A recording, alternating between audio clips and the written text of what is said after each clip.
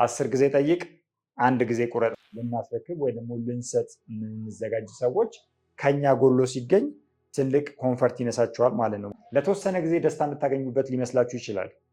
በተቃራኒ ግን የስራ ዘመናችሁ የተቀጨ ይሆናል ማለት ነው። ጉርሻ የሰጠ ሁሉ ደስተኛ ነው ማለት አይደለም። ይህ ማለት ግን አንተ ወይም አንቺ አትችይም ማለት አይደለም። የረጅም ዓመት ከስተመራችሁ ሊሆኑ ፕሮሚስ እየገቡላችሁ ነው ማለት ነው።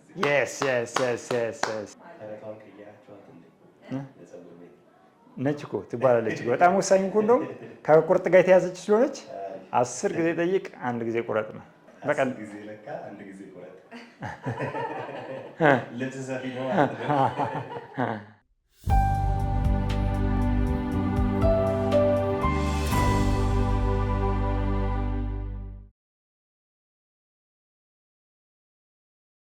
ሰላም ጤና ይስጥልኝ። አምባቸው ተስፋ ይባላለሁ። ይህ ደግሞ የምትመለከቱት ከመከም ሚዲያ ነው። ዛሬ በከመከም ሚዲያ ይዘንላችሁ የቀረብነው የፀጉር ባለሙያዎች ማድረግ የሌለባቸው 5 ነገሮችን ይዤላችሁ ቀርብ ያለው። የትም እንዳትሄዱ፣ አብራችሁን ቆዩ።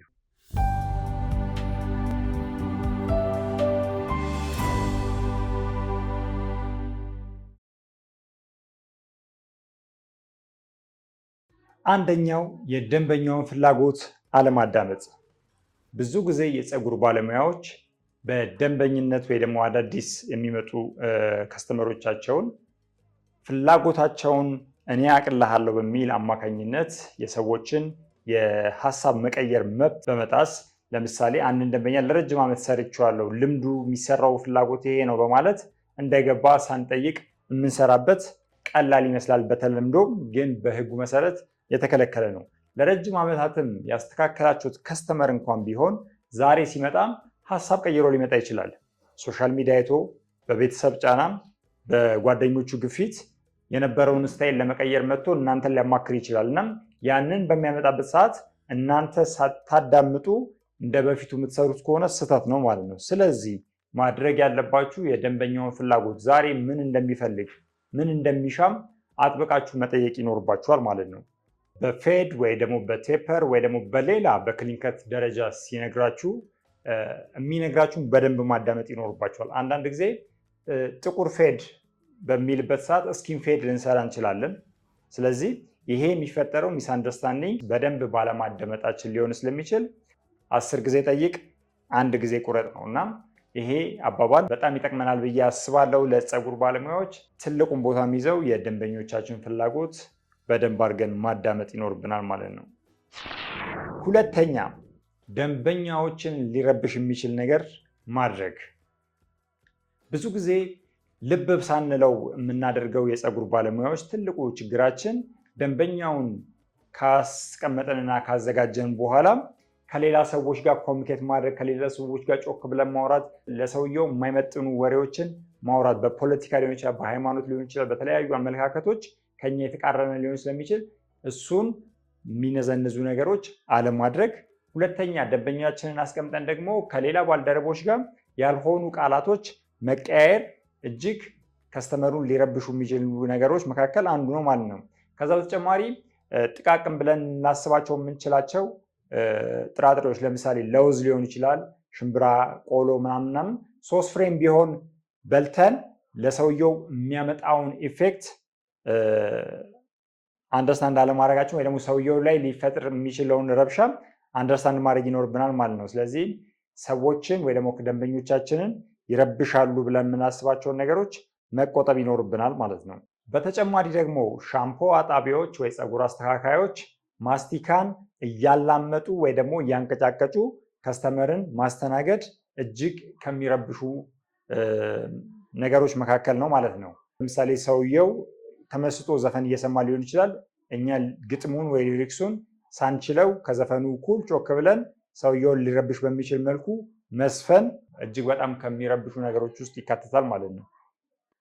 ከዚህ ጋር ተያይዞ ሊረብሹ የሚችሉ ነገሮች ማስቲካ መንፋት፣ ማስቲካ ማንቀጫቀጭ ወይም ማላመጥ፣ የተለያዩ ጥራጥሬዎች ለምሳሌ ቆሎ፣ ሽምብራ፣ ለውዝ የመሳሰሉትን ነገሮች የሰዎች አፍንጫ ላይ ጠረን ሊፈጥሩ የሚችሉ ነገሮችን አለመጠቀም፣ እንዲሁም ደግሞ ከባልደረባችን ጋር ከስተመሩን ቁጭ አድርገን ከባልደረባችን ጋር በርቀት ክርክርና ወሬ መያዝ የተከለከሉ ነገሮች ናቸው ማለት ነው።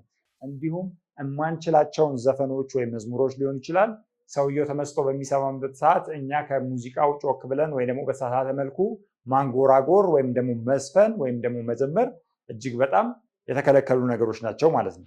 ሶስተኛው ደግሞ የግል ንጽህናን አለመጠበቅ ነው። ከግል ንጽህና ጋር በተያይዞ እጅግ በጣም ብዙ የሚነሱ መሰረታዊ ነገሮች አሉ። የካልሲ መቆሸሽ ሊሆን ይችላል፣ የብብት ጠረን ሊሆን ይችላል፣ የአፍ ጠረን ሊሆን ይችላል። እነዚህን ነገሮች እንደ ውበት ባለሙያ ንጽህናችንን በደንብ ጠብቀን መግባት ይኖርብናል። ከስያሜያችን ጀምሮ የውበት ሳሎን ነው የሚባለው። ስለዚህ የውበት ሳሎን እኛ ለተገልጋዮቻችን ልናስረክብ ወይ ደግሞ ልንሰጥ የምንዘጋጅ ሰዎች ከኛ ጎሎ ሲገኝ ትልቅ ኮንፈርት ይነሳቸዋል ማለት ነው። ምክንያቱም አንድ ደንበኛ ከ30 እስከ 40 ደቂቃ ከአንድ ባለሙያ ጋር ሊቆይ ይችላል። ስለዚህ አፉ እየሸተተው ብብቱ ወይ ደግሞ ጠረኑ የተለያዩ ነገሮች የጫማም ሊሆን ይችላል እነዛ ነገሮች እየሆኑ ቀለል አድርገን የምንይዛቸው ቅድም ይረብሻሉ ካልኳቸው ነገሮች ለምሳሌ ጥቃቅን ለውዞች ወይ 2 ፍሬ 3 ፍሬ ብቻ ነው የበላሁት ጠዋት ጥርሴን ቦርሻለሁ ብላችሁ ከሰዓት 2 ፍሬ ለውዝ ወይ ደግሞ የተወሰነች ቆሎ ሽምብራ ነገር ቀምሼ ልስራ ብላችሁ ብታስቡ ይሄ ሰውየው ላይ በጣም ትልቅ ኮንፈርት ነው የሚነሳው ማለት ነው። ስለዚህ እነዚህ ነገሮች ከማድረግ መቆጠብ ይኖርብናል። ከግል ንጽህናችን በተጨማሪ የኢንቫይሮንመንታችን የቤታችን የጋውናችን ሊሆን ይችላል የማበጠሪያዎቻችንን የቁጥሮቻችንን እንዲሁም የማሽኖቻችንን ነገሮች ማጠብና ስትራላይዝ ማድረግ መዘንጋት የለበትም። እነዚህ ነገሮች ሰዎች ዝም ሊሉ ይችላሉ፣ ግን በውስጣቸው ኮንፈርት እየነሳናቸው ነው የምንሄደው ማለት ነው። ስለዚህ የንጽህና መጉደል ትልቁ ነጥብ የሚያስጠልብን ጉዳይ ስለሆነ ይሄንን ማስተካከል ይኖርብናል ማለት ነው። ከስራ መብዛት ጋር ተያይዞ ጫና ሊኖርባችሁ ይችላል። ውበት ማለት ቅድም እንደነገርኳችሁ የውበት ሳሎን ላይ ነው የምንሰራው እና የንጽህናን መጠበቅ አንዱ ራሱ ውበትን ያካተተ ነገር ስለሆነ እኛ ራሳችን ላይ መጀመሪያ ማሟላት መቻል አለብን። እኛ ያለንን የያዝነውን ነገር ነው ለሰዎች ሪያክት የምናደርገው። አንዳንድ ጊዜ ጉንፋን ሊይዘን ይችላል። ያንን በማስክ በግላቭ ተጠቅመን ሰዎችን መንከባከብና ማገልገል ይኖርብናል ማለት ነው።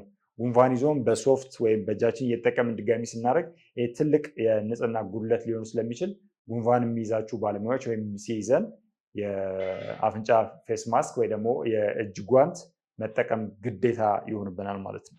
አራተኛ ጉርሻ ወይም ቲፕ ላይ ትኩረት ማድረግ። በጣም ብዙ ባለሙያዎች ትልቁ ስህተታቸው ለእያንዳንዱ ለሚሰሩት ስራ ምን ያህል ይገባኛል፣ ምን ያህል ጉርሻ አገኛለሁ የሚለውን ነገር ኮንሰንትሬት አድርገው የሚሰሩ ከሆነ እጅግ የተሳሳተ ነው።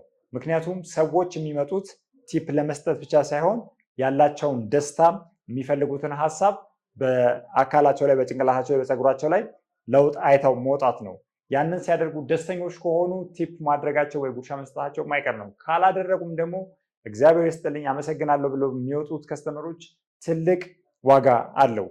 ካለበለዛ ግን ጉርሻ ላይ ትኩረት የምናደርግ ከሆነ ስራችንም ውጤታማ አይሆንም ማለት ነው። ምክንያቱም እሱም ለእሱ የምናባክነው ጊዜ ጉርሻ ለሚሰጡ ሰዎች የምናባክነው ጊዜ እና ለማይሰጡት የምንሰጥባቸው የምናጎድልባቸው ጊዜ እጅግ ያልተመጣጠነ ስለሚሆን በሰዎች ዘንድ ትልቅ ቅራኔ ይፈጥራል ማለት ነው። ይህም ለተወሰነ ጊዜ ደስታ የምታገኙበት ሊመስላችሁ ይችላል። በተቃራኒ ግን የስራ ዘመናችሁ የተቀጨ ይሆናል ማለት ነው። ስለዚህ ጉርሻ ላይ ወይም ቲፕ ላይ ትኩረት አለማድረግ ይኖርባችኋል ማለት ነው። ጉርሻ ለሚሰጡ ደንበኞች የተለየ እንክብካቤ፣ የተለየ ሰዓት በመስጠት እንዲሁም ደግሞ አይሰጡም ብላችሁ ለምታስቧቸው ሰዎች ሰዓት መቀነስ፣ ማጉላላትና የበታችነት ስሜት እንዲሰማቸው ማድረግ እጅግ የተሳሳተ ነገር ነው። ጉርሻ የሰጠ ሁሉ ደስተኛ ነው ማለት አይደለም። እናንተስ ምን ትላላችሁ? ሀሳባችሁን ኮመንት ሴክሽን ላይ አስቀምጡልን። ከአፍታ ቆይታ በኋላ ተመልሰን እንመጣለን።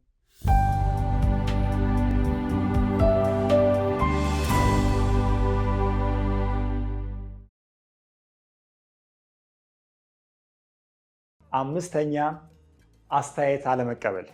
ብዙ የፀጉር ባለሙያዎች በራሴ ብቁ ነኝ፣ አውቃለሁ፣ እችላለሁ የሚለውን ነገር በውስጣቸው ይይዛሉ። ይህ ጥሩ ሆኖ ሳለ አዎንታዊና አሉታዊ አስተያየቶችን መቀበል ደግሞ እጅግ በጣም ጠቃሚ ነው፣ ራስንም ያሳድጋል። ብዙ ደንበኞች በስራዎቻችሁ ላይረኩ ይችላሉ። የሚሰማቸውን ነገሮች በደንብ መጠየቅ እንዲሁም ደግሞ እነሱ የሚሰጧችሁ የሚፈልጉትን ነገር ጊዜያቸውንና ገንዘባቸውን ሉዝ አድርገው መጥተው እናንተ ጋር በሚቀበሉበት ሰዓት ያላቸውን ሀሳብ በደንብ ይስጧችሁ። አንዳንድ ሰዎች እኔ አቅልሃለሁ በሚል ሁኔታ የሰዎችን የሀሳብ አለመቀበል ትልቅ ዋጋ ያስከፍላል ማለት ነው። ስለዚህ ምንድነው ሀሳባቸው? ሀሳባቸውን ከደንበኞቻችሁ በደንብ መቀበል። ባለፈው አበላሽተህብኛል፣ ባለፈው ቅርጽ ገብተህብኛል ሊሏችሁ ይችላሉ ለምሳሌ። ስለዚህ ያንን ነገር በጣም ይቅርታ፣ ስለዚህ የሚቀጥለው ላይ ይህን አደርጋለሁ፣ ወይ ደግሞ ምክንያታችሁ ይሄኛውና ይሄኛው እኩል ስላልሆነ ግራና ቀኝህን እኩል ለማድረግ ነው የሚለውን ነገር በደንብ ዲፋይን ማድረግ ይኖርባቸዋል ማለት ነው። በደፈናው ግን ልክ አይደለሁም እኔ ጎበዝ ነኝ ምናምን ብላችሁ ሪጀክት የምታደርጉባቸው ከሆነ የተሳሳተ ነው ማለት ነው። ሙያዊ ስነምግባር ስላልሆነ የደንበኞቻችሁን አስተያየት በደንብ መቀበል ይኖርባችኋል ማለት ነው። በብዙ አይነት ሁኔታ አስተያየቶች ሊሰጧችሁ ይችላሉ። ለምሳሌ በክፍያ ሁኔታ ላይ አስተያየት ቅሬታ ሊሰጧችሁ ይችላሉ። እንዲሁም ደግሞ ከዚህ በፊት ከሰራኸኝ አንጻር የዛሬው ደካማ ነው ወይ ደግሞ አልተደሰትኩም ሊሏችሁ ይችላሉ። ይህ ማለት ግን አንተ ወይም አንቺ አትችይም ማለት አይደለም። ትችላላችሁ፣ ስለሚችሉ እናንተ ጋር መጥተዋል። ግን ደግሞ ይሄ ቢስተካከል ሞር የረጅም ዓመት ከስተመራችሁ ሊሆኑ ፕሮሚስ እየገቡላችሁ ነው ማለት ነው። ስለዚህ ማንኛውንም ሀሳብና አስተያየት መቀበል ይኖርባችኋል።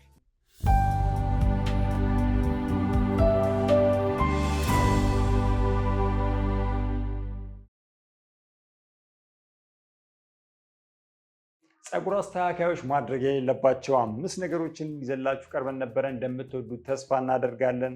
እናንተንስ ኮንፈርት የሚነሷችሁ ፀጉር ቤት ስትሄዱ ምንድን ናቸው? ኮመንት ሴክሽን ላይ ያስቀምጡልን። ለዚህ ዩቲዩብ ቻናል አዲስ የሆናችሁ ሰብስክራይብ በማድረግ ደወል ምልክቷን ተጫኑ። እንዲሁም ደግሞ በፀጉር ስራ መማር የምትፈልጉ ፒያሳ ዳውንታውን ህንፃ 6ኛ ፎቅ ላይ መገኘት ትችላላችሁ። ካልሆነ በስር ባለችሁ ስልክ ደውላችሁ ኢንፎርሜሽን መውሰድ ትችላላችሁ። በሚቀጥለው ቪዲዮ እስክንገናኝ ይመቻችሁ።